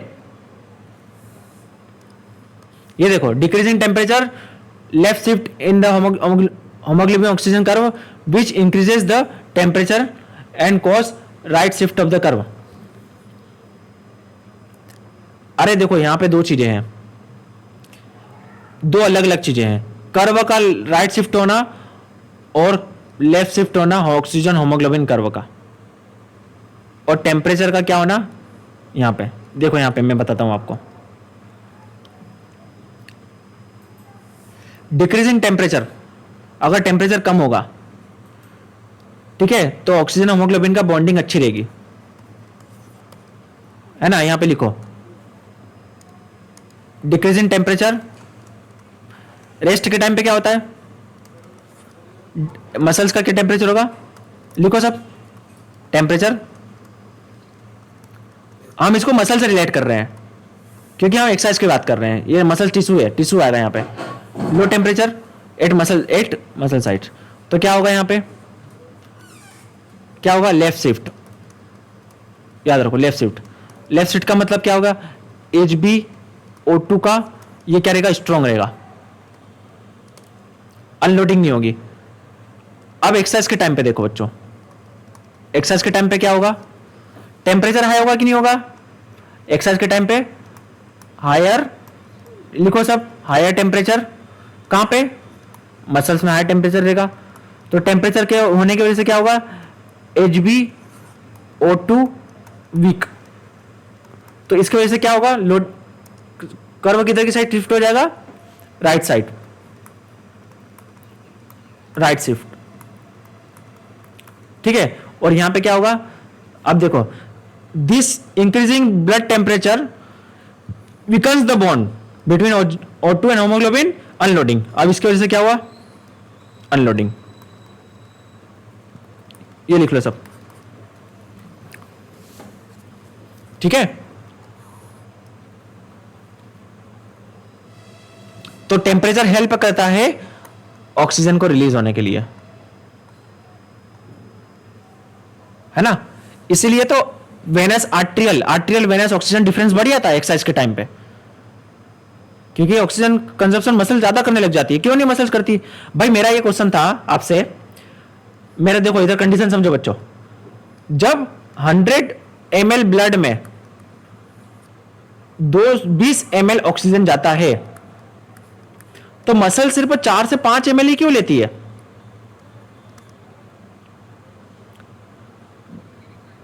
हाँ, पर वो क्यों ऐसा क्यों है भाई, पोस्ट हो रहा है ना पूरा। और देखो एक्सरसाइज के टाइम पे 14-15 ml लेती है मसल्स, तो ये एक्सरसाइज के टाइम पे देखो क्यों, क्योंकि एक्सरसाइज के टाइम पे अनलोडिंग यहां पे बढ़ी आती है, यहां पे ऑक्सीजन का रिलीज होना फास्ट हो जाता है।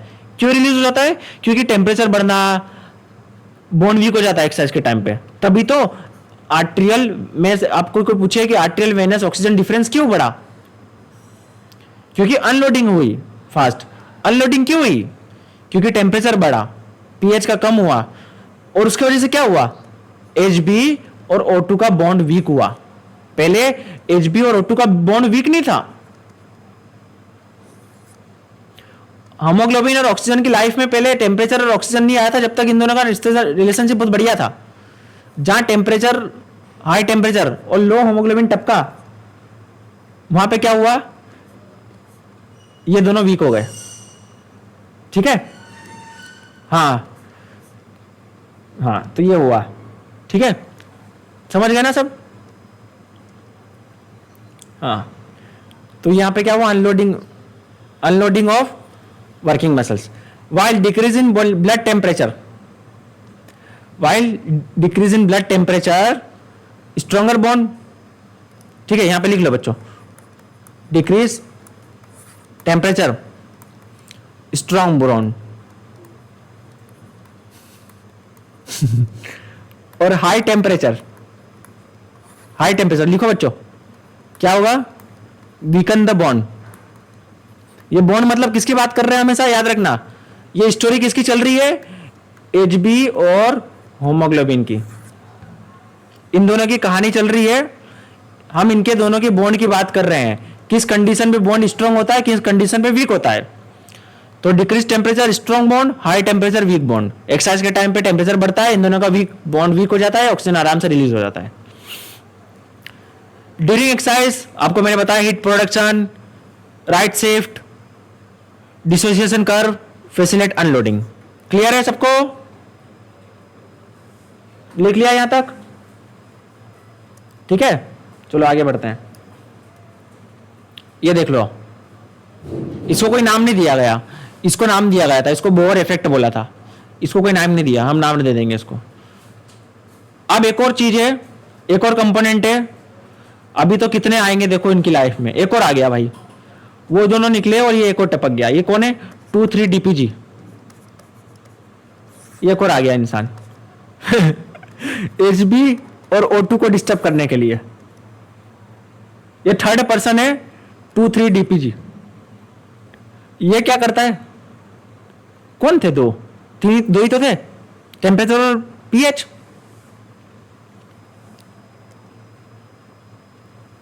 अब थोड़ा बक्स दे यार उनको, Hb और O2 को छोड़ दे, बस कितना परेशान करेगा। हाँ, तो ये क्या है, 2,3-DPG।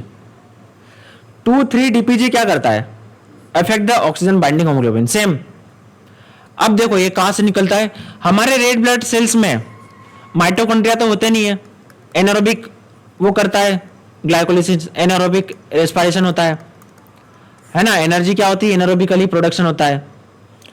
ठीक है, एनारोबिक ग्लाइकोलिसिस। तो एज ए बाय प्रोडक्ट इस एनारोबिक ग्लाइकोलिसिस की वजह से, किसमें एनारोबिक ग्लाइकोलिसिस होता है, आरबीसी में। आरबीसी में क्या नहीं होता है, माइटोकॉन्ड्रिया नहीं होता है, नो माइटोकॉन्ड्रिया, आरबीसी। तो एनारोबिक ग्लाइकोलिसिस है, तो उसका बाय प्रोडक्ट निकलता है, उस बाय प्रोडक्ट को बोलते हैं 2,3-DPG, है ना, 2,3-DPG। अब ये क्या करता है, 2,3-DPG क्या करता है?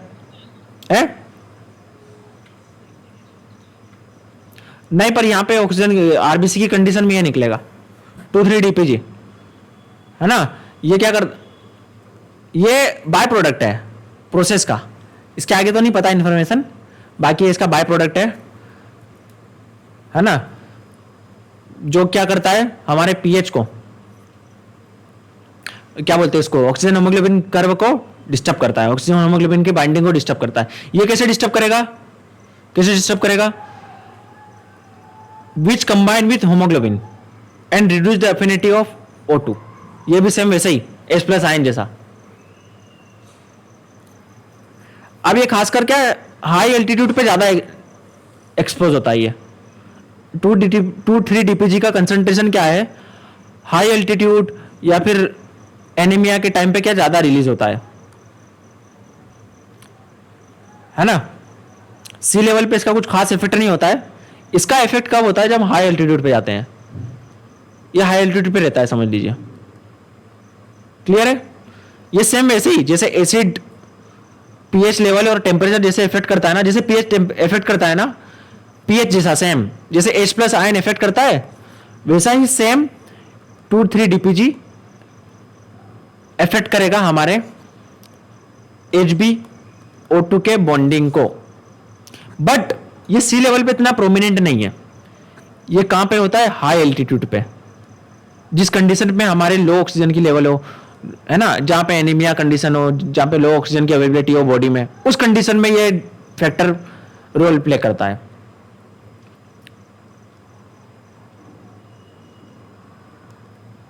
इसके आगे आप देख सकते हो फर्दर, इसके आगे इंफॉर्मेशन चाहिए 2,3-DPG आगे है ना। तो ये था हमारे 3 फैक्टर। मैं इसको थोड़ा सा कंक्लूड कर देता हूं। कौन कौन तीन लोग थे जो इसके वीक करते हैं HbO2 को?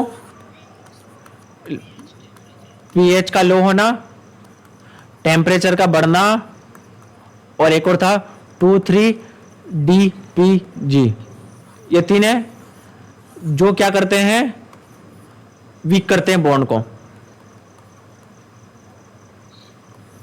और ये क्या करते हैं? राइट शिफ्ट कर्व को। लिख लो सब ये, है ना। और उससे क्या होता है? अनलोडिंग फास्ट हो सकता है। देखो इसकी बॉन्डिंग को क्या बोलते हैं? अफिनिटी। साइंटिफिकली मतलब ऐसे टर्म बोले तो affinity, HbO2 affinity. Bond strength को बोलते हैं, क्या बोलते हैं इसको? अफिनिटी। क्लियर है सबको? ये लिख लो।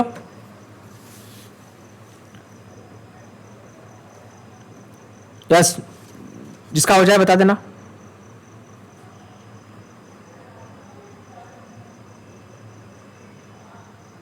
ठीक है, आगे बढ़ते हैं। अभी तक हमने देखा था ऑक्सीजन का ट्रांसपोर्टेशन, कहां पे देखा था? सेल्स में, ब्लड में। अब मसल्स के अंदर सेम है, मसल्स के अंदर कुछ खास है नहीं, मायोग्लोबिन लेके जाता है। ठीक है, मायोग्लोबिन क्या है? मायोग्लोबिन का ऑक्सीजन के साथ में बहुत बड़ा बॉन्डिंग है, होमोग्लोबिन से ज्यादा, होमोग्लोबिन से भी ज्यादा मायोग्लोबिन के साथ में है अफिनिटी। ठीक है, क्या बोल रहा हूं मैं? मायोग्लोबिन का जो ऑक्सीजन के साथ में बॉन्डिंग है ना, वो बहुत ज्यादा स्ट्रांग है, स्ट्रॉन्गर देन हीमोग्लोबिन और oxygen bonding.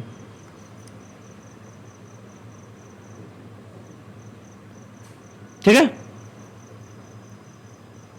At the beginning of exercise there is a short time lag between one set of muscular contraction and increasing delivery of oxygen. Therefore, the O2 bond myoglobin prior to initiate the severe buffer O2 needs and cardiopulmonary respiration. देखो मैं आपको एक normal सा condition बता देता हूं। अचानक से क्या होता है, जैसे हम एक्सरसाइज स्टार्ट करते हैं, ये सपोज हमारी एक्सरसाइज है, एक्सरसाइज हमने इस इंटेंसिटी बढ़ाते गए, नहीं चलो इसको थोड़ा सा और सिंपल कर देते हैं। सपोज हम रेस्ट पे से एक्सरसाइज पे आए, हम रेस्ट पे से एक्सरसाइज पे आए, ये एक्सरसाइज है ब्लू वाला। ठीक है, एक्सरसाइज पे आए। अब क्या हुआ? और ये क्या है? ऑक्सीजन की डिमांड, ग्रीन वाला। ऑक्सीजन की क्या है? डिमांड है, ऑक्सीजन की डिमांड, इतना ऑक्सीजन चाहिए, एक्सरसाइज के बढ़ रही तो ऑक्सीजन भी चाहिए ना। और ये क्या है? ये ऑक्सीजन की सप्लाई,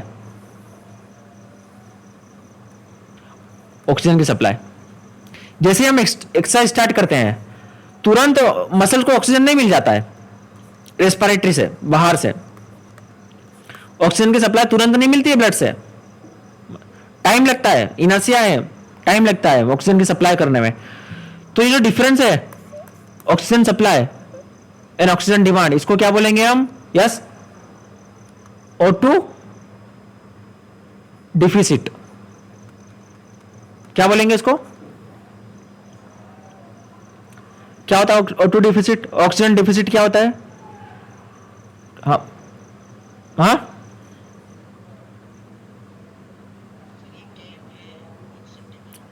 हाँ ठीक है। तो ये क्या है? डिफरेंस है। ग्रीन वाला दिख रहे हो, इतनी जरूरत है ऑक्सीजन की ग्रीन वाले की, पर सप्लाई तो जितना हो रहा है, क्यों? क्योंकि टाइम लग रहा है। तो क्या होता है उस टाइम पे? क्या होता है? पर ऑक्सीजन तो चाहिए ना, यहाँ पे ऑक्सीजन तो चाहिए हमको, बिना ऑक्सीजन से काम नहीं चलेगा। तो क्या होगा, ऑक्सीजन उस टाइम पे कौन देगा, सेल्स के अंदर जो मायोग्लोबिन है, मायोग्लोबिन दे देगा ऑक्सीजन। मायोग्लोबिन अपना ऑक्सीजन स्टोरेज है, मायोग्लोबिन क्या है, स्टोरेज है ऑक्सीजन का। जैसे लाइट चल जाती है तो इन्वर्टर काम करता है इमरजेंसी के टाइम पे, वैसे ही मायोग्लोबिन क्या करता है, स्टोरेज है ऑक्सीजन का, ये करता है ऑक्सीजन का फुलफिल। ठीक है, समझ गए बच्चों। मसल सुधार लेगा ऑक्सीजन। अब उधार के बाद में चुकाना तो है ना। अभी क्या हुआ उसके बाद में देखो, ये ऑक्सीजन, ये क्या हुआ, एक्सरसाइज हमारी बंद हो गई। एक्सरसाइज क्या हो गई, बंद हो गई। पर क्या हमारी ब्रीथिंग बंद हो जाएगी तुरंत? एक्सरसाइज खत्म होने के बाद में क्या तुरंत आपकी ब्रीथिंग रेट रेस्टिंग पे आ जाती है क्या? नहीं ना, ये लंबे टाइम तक ब्रीथिंग आपकी चलती रहती है। एक्सरसाइज तो मैंने यहां एंड कर दी, पर ब्रीथिंग मेरी फिर भी चल रही है, तो इसको क्या बोलते हैं, epoch, EPOC, access post oxygen consumption.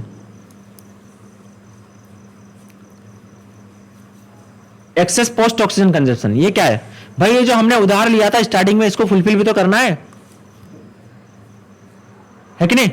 Haemoglobin, myoglobin से जो उधार लिया था, यहां तक तो डिमांड थी, तो ये एक्सेस पोस्ट ऑक्सीजन। तो इसलिए जब आप एक्सरसाइज करने के बाद में क्या होता है, आपकी ब्रीथिंग रेट पता है तब भी बढ़ी हुई रहती है, बेसलाइन लेवल से ज्यादा रहती है। इसको बोलते हैं, क्या बोलते हैं इसको, excess post oxygen consumption. To fulfil the demand of oxygen, मतलब क्या बोल सकते हो, जो ऑक्सीजन स्टोरेज को जो फुलफिल करने के लिए। और भी कारण है, लैक्टिक एसिड को रिमूव करने के लिए, टेम्परेचर को नॉर्मल करने के लिए, और बहुत सारे कारण है। ठीक है, और इसका एक और नाम है ऑक्सीजन डेप्थ भी बोलते हैं इसको। इसका स्क्रीनशॉट ले लो। इसके बारे में और डिटेल में हम आने वाला एक चैप्टर है फटीक वाला, उसमें पढ़ेंगे। एक्टिव पैसिव रिकवरी, जो फटीक वाला चैप्टर है उसमें हम डिटेल में पढ़ेंगे इसके बारे में। यहां तक के लिए देख लीजिए बस। क्लियर है सबको? यहाँ ऑक्सीजन और रेस्पिरेटरी सिस्टम की बात हो रही, इसलिए हम ये पढ़ रहे थे, और मायोग्लोबिन का रोल आया इसलिए मैंने आपको बताया। स्क्रीनशॉट ले लो इस डायग्राम का, कॉपी में बना लेना। इपोक का मतलब पोस्ट ऑक्सीजन कंजप्शन, इसका दूसरा नाम क्या है, ऑक्सीजन डेप्थ भी बोलते हैं इसको। और ऑक्सीजन डिफिसिट मतलब difference between demand and supply of oxygen. ठीक है,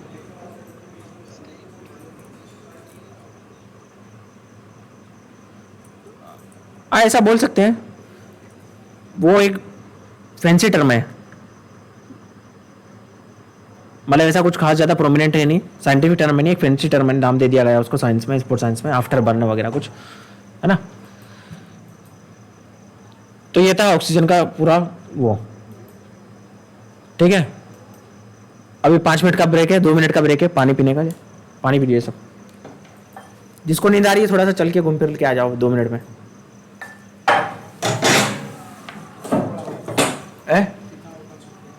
बस थोड़ा बाकी है, क्या दिक्कत है, और कल पढ़ लेंगे।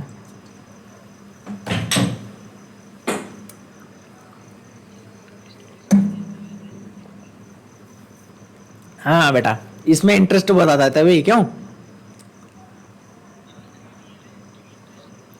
हाँ यार सही बात है। देखो मैं फ्लो में कुछ बोल दूं ना तो इसका वो मत समझना, ठीक है भाई, ये सब इंटरेस्ट क्रिएट करने के लिए पढ़ने का तरीका है। तो भाई मेरे मुंह से कुछ ऐसे शब्द निकल जाए तो पोस्ट कर दी थी मैंने।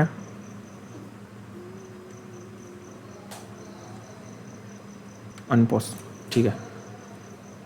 अब देखो ऑक्सीजन तो सीधे साधे निकल जाता था, ये जो कार्बन डाइऑक्साइड है ना, ये बड़ा बदमाश है। ये क्या करता है, जो चोर डाकू है ना उसकी तरह निकलता है। यहां से निकलेगा मसल से, पता नहीं इसको क्यों अपने रूप बदल बदल के निकलेगा। कार्बन डाइऑक्साइड एक जैसा नहीं निकलता। ऑक्सीजन तो सीधा साधा बेचारा है, ऑक्सीजन के रूप में निकलेगा यहां से लेके लंग्स से लेके मसल्स तक। अब कार्बन डाइऑक्साइड कहा जाता है मसल से लंग्स में जाएगा ना, है कि नहीं? कार्बन डाइऑक्साइड कहां से जाएगा, मसल से लंग्स में जाएगा। तो ये भाई सीधे सीधे नहीं निकलता, ये क्या करता है अपने रूप बदल बदल के निकलता है ना। यहां से निकलेगा, मसल से निकलेगा 3 अलग अलग तरीके से। एक तरीके से निकलेगा, अपना रूप बदलेगा, ठीक है, चेंज हो जाएगा। जैसे गुंडे डाकू निकलते हैं, अपने आप को पूरा कवर कर लेंगे। और यहां पे टारगेट इसका यहां पे पहुंचने का है, तो यहां पहुंच के क्या होगा, वापस अपने रूप में आ जाएगा। ये रास्ते में क्या होगा, रास्ते में खुद को क्या करके रखेगा, चेंज करके रखेगा। खुद को क्या करके रखेगा, खुद को चेंज करके रखेगा कि उसको कोई पहचाने नहीं। ये है कार्बन डाइऑक्साइड। अब वो किस रूप में आता है, ये देख अब बताता हूं आपको मैं, है ना। बाइकार्बोनेट, और 3 तरीके से हमारा कार्बन डाइऑक्साइड, एक तो सबसे पहले 10% डिसॉल्व हो जाता है प्लाज्मा में, ब्लड में, है ना। 20% होमोग्लोबिन, देखो भाई एक कसर रह गई थी, पीएच और टेम्परेचर और डीपीएचजी, ये तो ठीक है, ये तीनों तो ठीक है, कार्बन डाइऑक्साइड में नहीं छोड़ रहा होमोग्लोबिन को है ना। तो 20% कार्बन डाइऑक्साइड, 20% CO2 होमोग्लोबिन के साथ में जाता है। कितना, 20% कार्बन डाइऑक्साइड होमोग्लोबिन के साथ में जाता है लंग्स की तरफ। कहां से, लंग मसल्स की लंग्स की तरफ। मैक्सिमम बाइकार्बोनेट के फॉर्म में, मैंने जो आपको बोला था रूप बदल लेता है अपना, तो किस रूप में ट्रांसफर होता है, बाइकार्बोनेट के फॉर्म में। तो आपको एमसीक्यूज में ये आ सकता है, carbon dioxide transport in the form of, आपका आंसर रहेगा बाइकार्बोनेट मेनली। ठीक है, अब ये पढ़ना है कि कार्बन डाइऑक्साइड कैसे बाइकार्बोनेट के फॉर्म में कन्वर्ट होता है और कैसे वापस ये कार्बन डाइऑक्साइड के फॉर्म में कन्वर्ट होता है। क्वेश्चन इज डेट, ये कैसे हुआ ट्रांसपोर्ट, कन्वर्ट। ठीक है, क्लियर है, इसका आंसर ढूंढे, सिंपल सा है, बहुत simple. Transport of carbon dioxide takes place in 3 form. One is 10% of carbon dioxide dissolve with blood in this way, from muscles to lungs or from tissues to lungs. Total, out of total 100% carbon dioxide, 10% of carbon dioxide dissolve with blood, 20% of carbon dioxide combine with hemoglobin and travel, hemoglobin के साथ में जाता है, combine with hemoglobin just like oxygen, and 70% measure of carbon dioxide transport in the form of bicarbonate. Carbon dioxide change into bicarbonate in blood, and after reaching to the lungs it again convert into carbon dioxide. Got it? Yes, I will just explain. Yes, reason is here. सबसे पहले तो देखो, carbon dioxide red blood cells में है, carbon dioxide है sales में, inter करेगा blood में, वाटर के साइड में कंबाइन हो जाएगा और बना लेगा कार्बनिक डिहाइड्रोजनेस। ये लिखते जाओ बच्चों, पहले ये रिएक्शन लिखो, in the form of carbonic dehydrogenase enzyme है ये। ठीक है, अब ये कार्बन डाइऑक्साइड कन्वर्ट होगा हाइड्रोजन आयन में और बाइकार्बोनेट में आयन में। ये carbon dioxide carbonic acid break down होगा। इसको हम अगर ब्रेक डाउन करते हैं तो यहां पे हाइड्रोजन आयन निकलेंगे। अब देखो, आपको एक चीज यहां पे पता चली कि हाइड्रोजन आयन सिर्फ लैक्टिक एसिड के वहां पे जो एनर्जी सिस्टम है वहां पे नहीं होता, यहां पे हाइड्रोजन आयन का फॉर्मेशन हो रहा है। तो जितना ज्यादा कार्बन डाइऑक्साइड का लेवल बढ़ेगा उतना ज्यादा यहां पे हाइड्रोजन आयन का फॉर्मेशन नहीं होगा। दिख रहा है आपको, जितना ज्यादा CO2 का प्रोडक्शन होगा उतना ज्यादा H+ आयन का प्रोडक्शन होगा ना यहाँ पे। Got it this point. और जितना ज्यादा CO2 क्या बोलते हैं H+ आयन का फॉर्मेशन हुआ, तो देखो ये H+ आयन किसके साथ कंबाइन हो रहा, होमोग्लोबिन के साथ में कंबाइन हो रहा ना H+ आयन। तो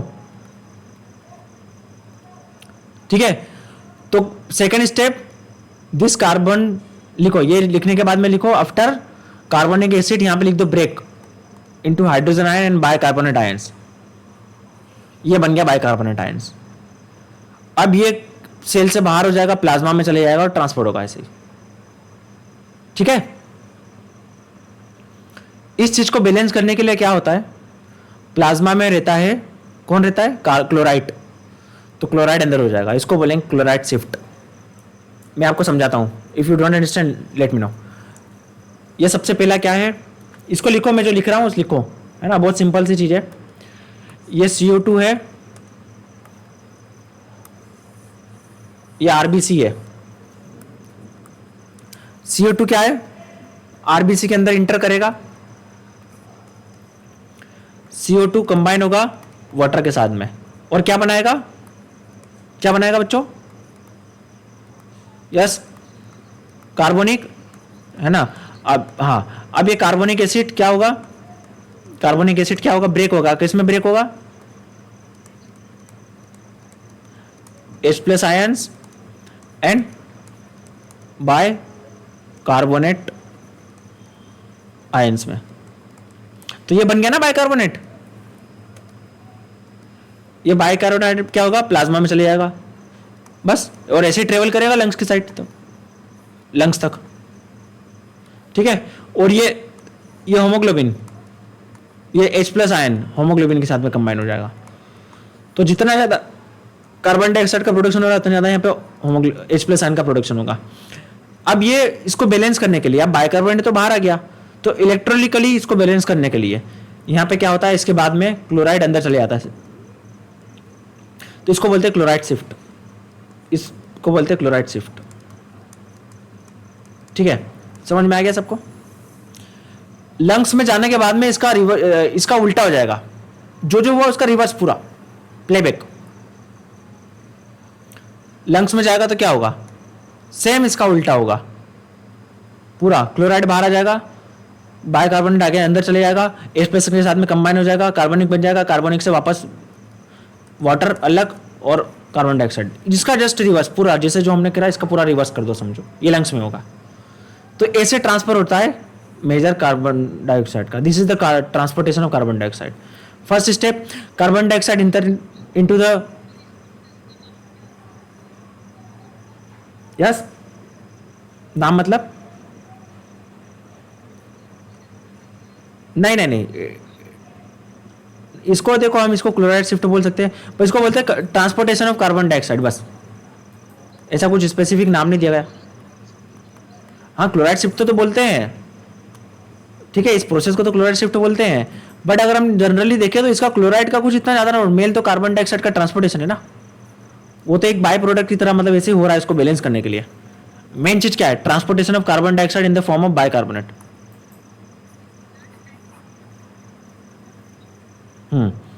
तो first process is carbon dioxide enter into the RBC, ये सबने लिख लिया ना, combine with water and for carbonic acid, carbonic acid break down into H+ ion in bicarbonate and combine it with haemoglobin and bicarbonate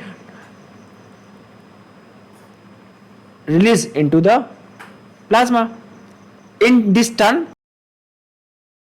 ठीक है, to compensate electrolyte balance, chlorides enter into the RBC. So this is the transportation of carbon dioxide in the form of bicarbonate.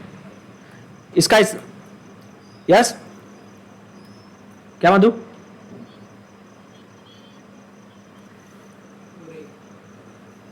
सबको नहीं हो रही?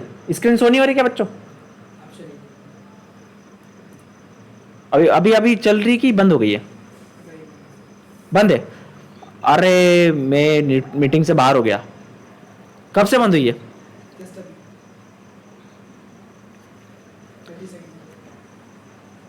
अच्छा, ऐसा।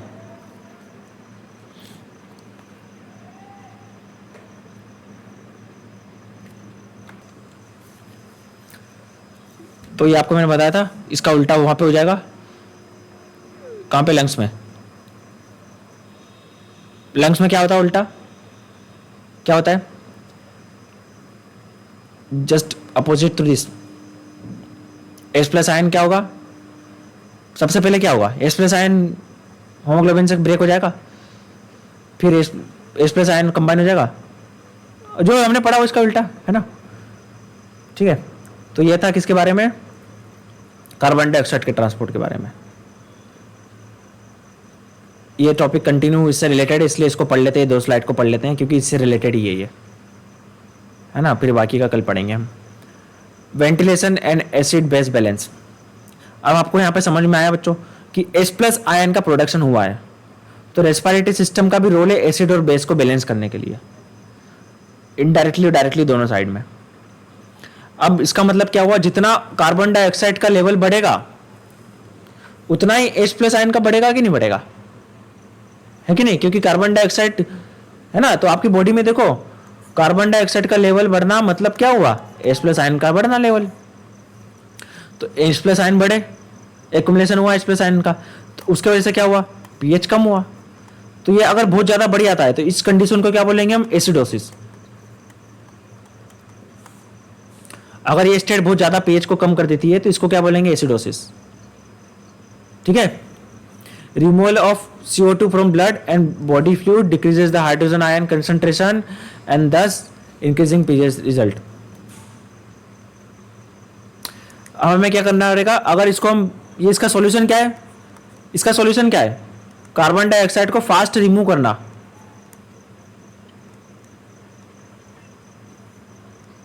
नहीं, O2 तो बाइंड होने से कुछ नहीं होगा, हमें कार्बन डाइऑक्साइड को बाहर भी तो निकालना है ज्यादा बॉडी से। जब तक कार्बन डाइऑक्साइड बाइंड नहीं हो, बाहर नहीं निकलेगा, तब तक हीमोग्लोबिन भी कैसे फ्री होगा। तो fast removal, not only oxygen supply is important, even removal of carbon dioxide is very very important from the body. वही और क्या, फास्ट ब्रीदिंग होती है तो हमारे रिमूवल भी होता है। क्या लगता है हमें ऑक्सीजन सिर्फ लेते ही है क्या, ब्रीथ आउट भी तो हमारी बड़ी आती है, तो कार्बन डाइऑक्साइड भी तो बाहर निकलता है ज्यादा, क्या, हाँ, है कि नहीं। तो removal of carbon dioxide, 10 increasing pulmonary ventilation cause exhalation of O2 result in decreasing blood CO2 lowering the hydrogen ion. तो उसकी वजह से क्या होता है, रेगुलेशन हो जाएगा। तो क्या इसका सॉल्यूशन क्या है, देखो, deep breathing, fast breathing, pulmonary ventilation का बढ़ना, बस सिंपल सी बात है, ऐसे होगा रेगुलेटिंग, बहुत सिंपल सी चीज है। देखो इसको डायग्राम में देखते हैं अपन, क्या होगा, CO2 का बढ़ना, ये इसका मतलब इंक्रीज होना, उसकी वजह से क्या होगा, H प्लस आयन का क्या होगा, एक्युमुलेशन। ठीक है, H प्लस आयन का एक्युमुलेशन मतलब क्या होना, पीएच का कम होना। इसको क्या बोल देंगे इस टर्म को, पीएच को अगर बॉडी में कम हो जाएगा तो एसिडोसिस हो जाएगा। अब ये क्या करता है, सिग्नल देता है हमारे कंट्रोल सेंटर को, रेस्पिरेटरी कंट्रोल सेंटर को, तो उसके रिजल्ट में क्या होगा, increasing pulmonary ventilation, hyper ventilation बोल दो, सिंपल सी बात है, वेंटिलेशन का इंक्रीज होना। तो क्या होगा, हमारे ब्रीथिंग वगैरह होगी, तो रिमूवल ऑफ क्या बढ़ जाएगा, रिमूवल ऑफ CO2। हाँ, तो उसके बाद में क्या हो जाएगा, CO2 कम होगा तो H प्लस आयन कम हो जाएंगे, और H प्लस आयन अगर कम हो जाएंगे तो क्या हो जाएगा, पीएच भी बढ़ जाएगा, पीएच बढ़ जाएगा। ठीक है, तो क्या हो जाएगा, एसिडिटी कम हो जाएगी, एसिडोसिस क्या हो जाएगा, कम हो जाएगा। ठीक है, तो ये क्या है, एसिड बेस बैलेंस। पर अगर हमारी बॉडी में सपोज इसका उल्टा भी होता है, अगर कार्बन डाइऑक्साइड का लेवल भी बहुत कम हो गया तो इसका रिवर्स हो जाएगा, फिर ब्रीथिंग रेट कम हो जाएगा हमारा। ये लिख लो पहले,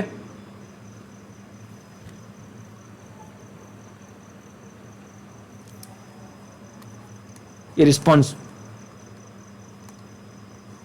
ये समझ लीजिए स्टिमुलस है हमारे ब्रेन के लिए, हमारी बॉडी के लिए, रिस्पॉन्स में वेंटिलेशन बढ़ जाएगा।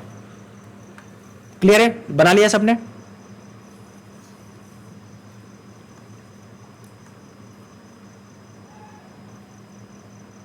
बना लिया डायग्राम सबने,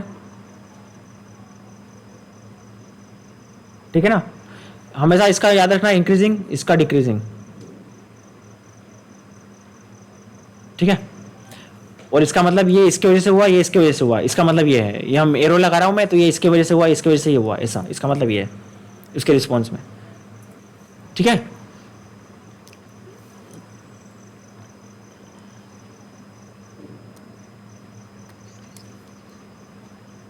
हाँ, ब्रीदिंग रेट बढ़ जाएगी,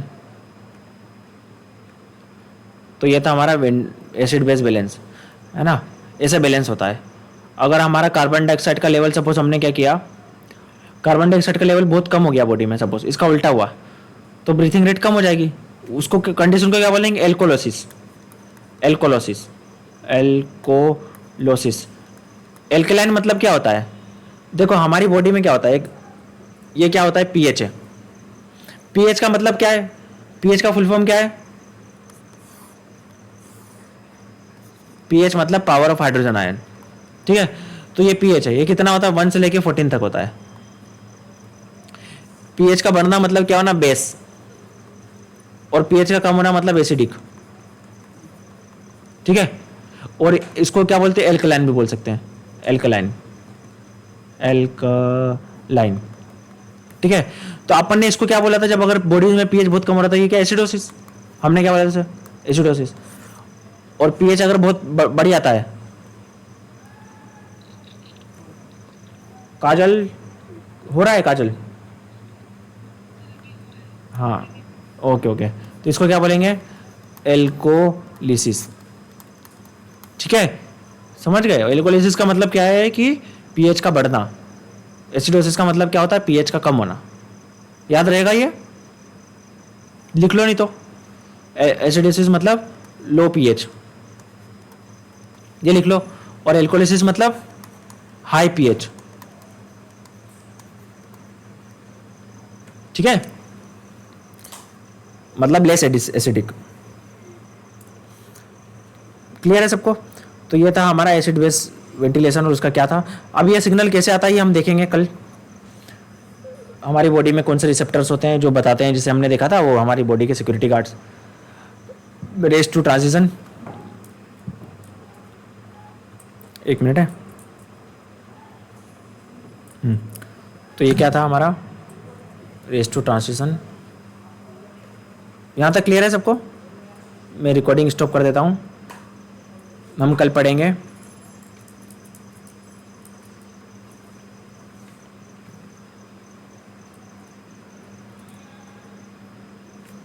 इसको पॉज कर देता हूँ, पॉज हो गई।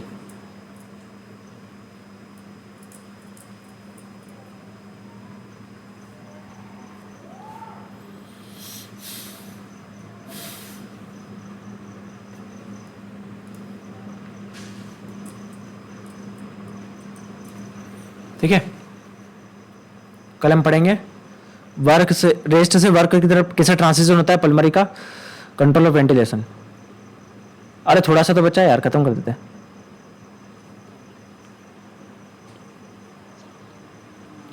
थक गए, चलो ठीक है, कल पढ़ लेंगे।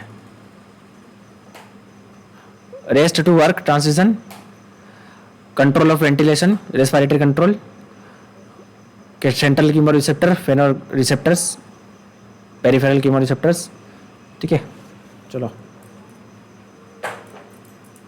यहां तक क्लियर है सबको, किसी को कुछ डाउट, एनीवन?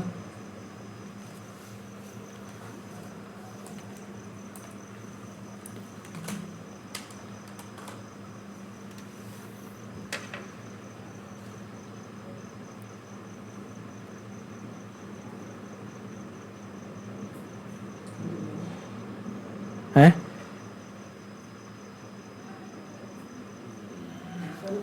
एक मिनट,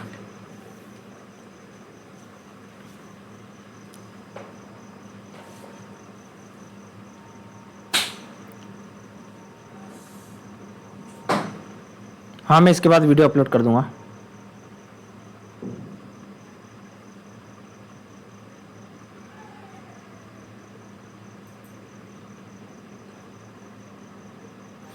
ठीक है, तो कल मिलते हैं हम नेक्स्ट वीडियो में, नेक्स्ट लेक्चर में, ठीक है। तो अभी के लिए tata, bye bye, good night everyone, you can leave now. Revision करते रहना, पुराने वीडियो देखते रहना। Okay bye, good night.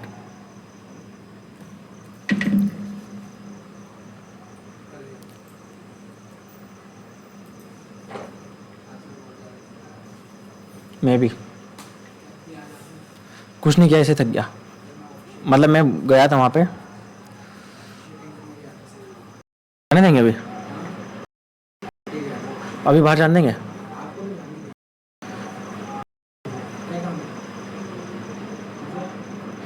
पर यार